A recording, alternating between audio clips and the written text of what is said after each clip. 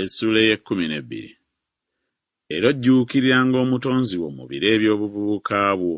Ennaku embi nga tezinnajja, n'emyaka nga teginnasembera bw'olyogera nti sigisanyukira n'akamu.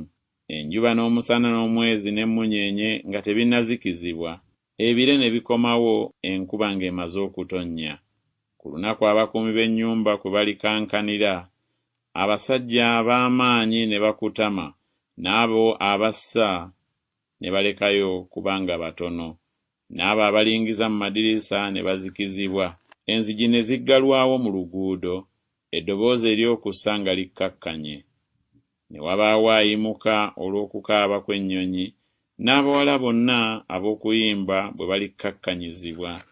Weewaawo balitya ekyo ekigulumizibwa, ebitiisa ne biba mu kkubo, n'omulozi gulimulisa, n'ejjanzi lirizitowa, ne piripiri aliggwaawo. Kubanga omuntu agenda mu nnyumba ye ey'olubeerera, abakungubazi ne batambulatambula mu nguudo, omugwa ogwa ffeeza nga tegunnasumulukuka, n'ekibya ekya zaabu nga tekinnamenyeka, n'ensuwa nga tennayatika ku luzzi, ne nnamuziga nga tannayatika ku kidiba. Enfuufu nedda mu ttaka nga bwe yali, omwoyo ne gudda eri Katonda eyagugaba. Obutaliimu obusinga obutaliimu bwonna, bw'ayogera omubuulizi, byonna butaliimu. Era nate kubanga omubuulizi yalina amagezi, ne yeeyongera okuyigiriza abantu okumanya. Weewaawo yafumiitirizanga n'anoonya, n'aliraanya engero nnyingi.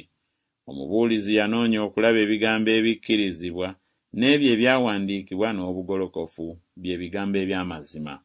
Ebigambo eby'abagezigezi biringa emiwunda, era ebigambo eby'ebifunvu by'amakuŋŋaaniro biringa enninga ezikomererwa obulungi, ebiweebwa okuva eri omusumba omu. Era nate, mwana wange, labuka, okukolanga ebitabo ebingi tekuliiko gye kukoma, n'okuyiga ennyo kukooya omubiri. Ekigambo ekyo we kikoma wano, byonna biwuliddwa, otyanga Katonda, okwatanga ebiragiro bye, kubanga ekyo bye byonna ebigwanira omuntu. Kubanga Katonda alisala omusango gwa buli mulimu, wamu na buli kigambo ekyakwekebwa, obanga kirungi obanga kibi.